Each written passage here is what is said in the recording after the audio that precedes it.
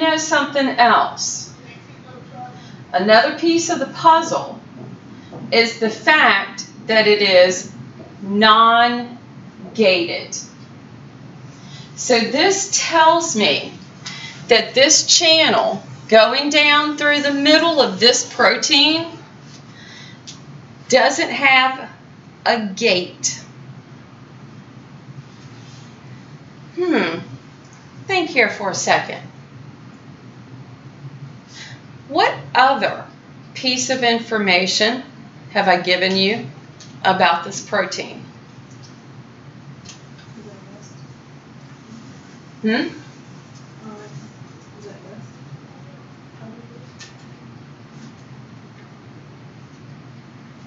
I've already said non-gated, and I've said channel.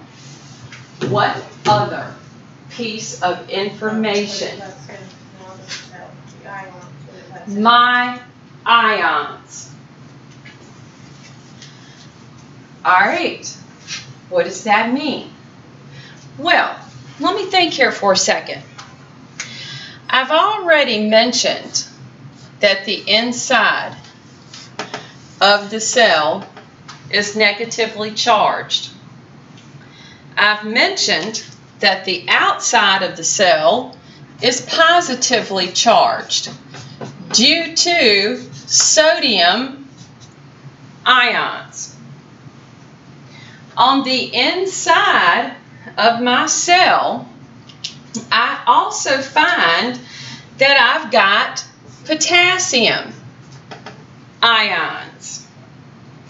They're positive, but there's not enough of them to overcome the negative. So this non-gated ion channel is going to allow sodiums and potassiums to simply float back and forth.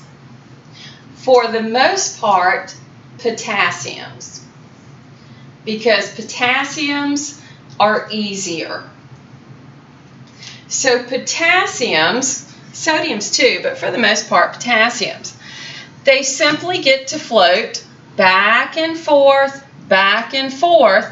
to help keep the negative charge. Is everybody with me?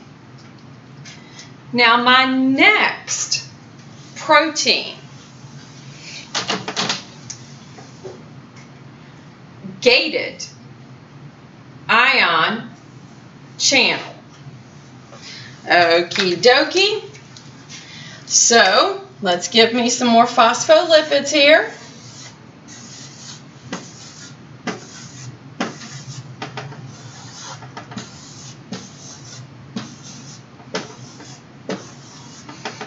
So now I'm going to run into one of these proteins out here in the plasma membrane. This time I'm going to run into one that's gated. So now this protein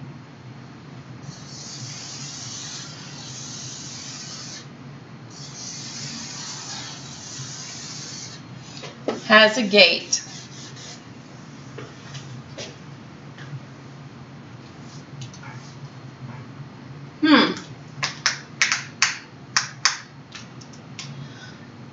Why? Because the inside or outside means more or less of the. It's going to have a. Like the sodium potassium pump.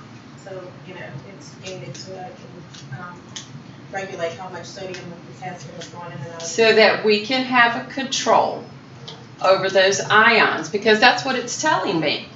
It's a gated ion channel. So it's giving me control over that. But wait a minute, how many types do I have?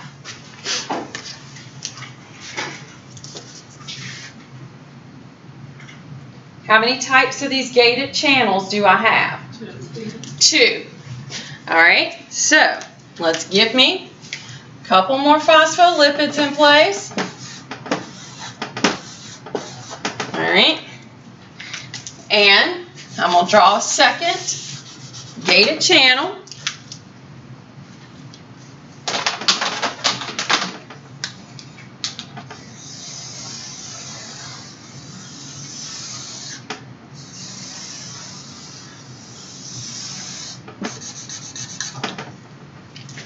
Now, I'm representing two of them. What does it mean to be ligand? What is, or what does that term mean? Channels opened by small molecule.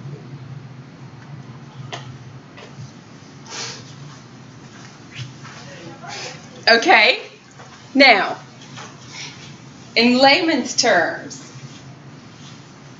what does it mean to ligate?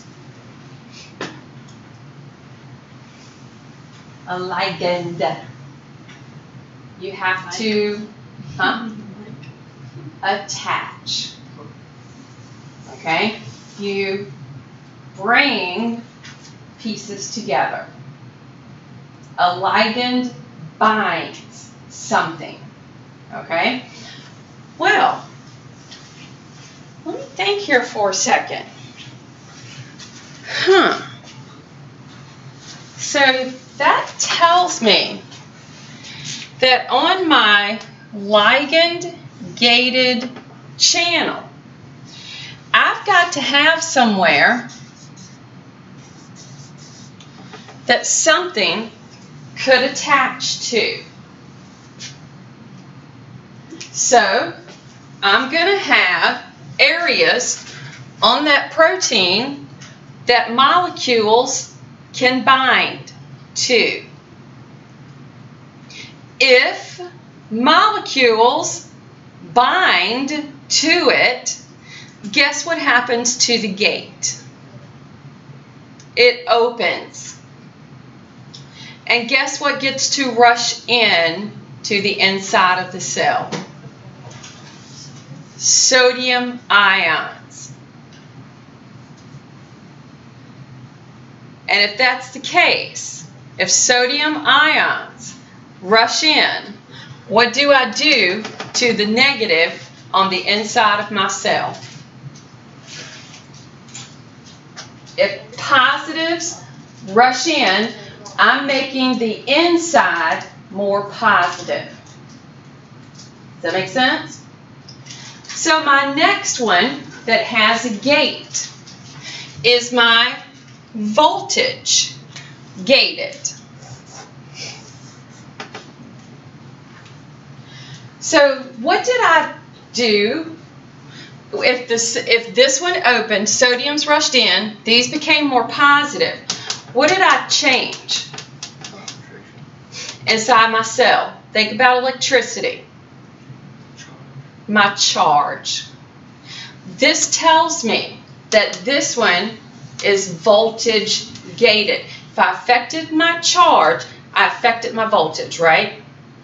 So now, if that happened, and if this one is voltage gated, what happens to my gate?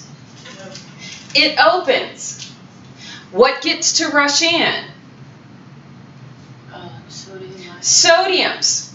And if the sodiums rush in, what did I do to my voltage inside my cell? It becomes more positive. Do you see where I'm going with this? If this were representing a muscle cell and those gates open, sodium rushes in, you're going to see the muscle contract. Does that make sense? Stop me now if you have any questions, because this is the basis of everything we need to know.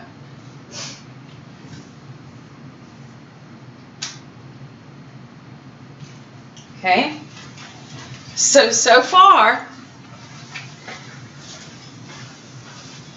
integral peripheral proteins, attachment proteins, my glycos, the ones that are lipids or the proteins, transport proteins. I now have under transport the channel, and under channel I can have gated or non-gated. Okay, is everybody with me so far?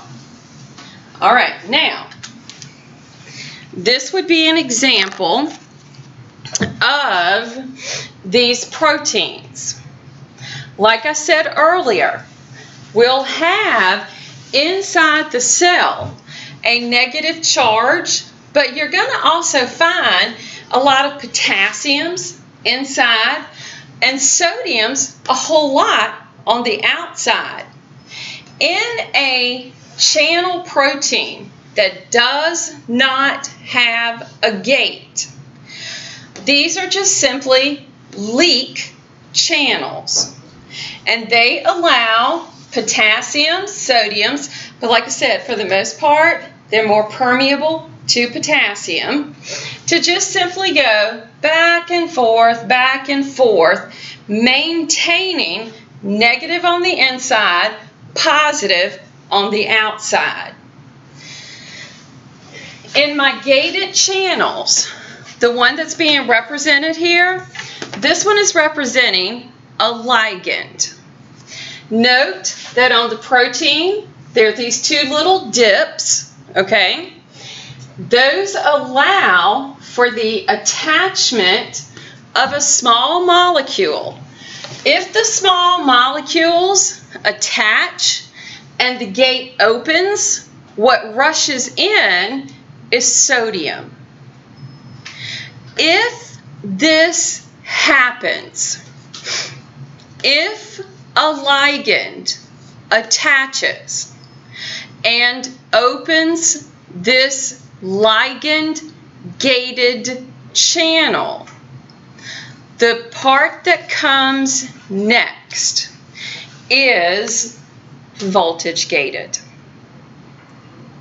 And as they continue to open all the way around that cell, sodium rushes in, we depolarize, meaning we make it more negative, more positive on the inside, and the cell does something. Now, why is what I just, this picture right here, why is this clinically significant?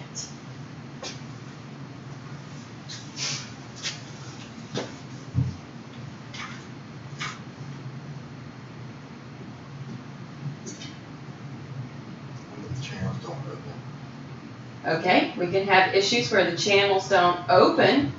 The channels don't open, sodium can't rush in, we can't depolarize the cell, we can't make the cell function. Any other ways this could be clinically significant? They're getting things into the cells, like certain medicines, I guess. Certain what? Like if they can find a way to open up the channel, it could pull, like for medical reasons, like pull things into the cell. Okay. But here's the thing. Very few things actually work at the level of the channel itself. They try to have things work at the level of the cell, which they can, okay? And the hope is that the channels are going to follow. But can I use you as an example? All right. Let's pretend I'm coming into the room. He's in the hospital bed, okay? I'm the doctor. Good afternoon, Miss Rawson. How are you feeling this afternoon? Pretty good. Or pretty bad. Pretty bad? Well, now, what's wrong here? Let me see here. Well, let me see.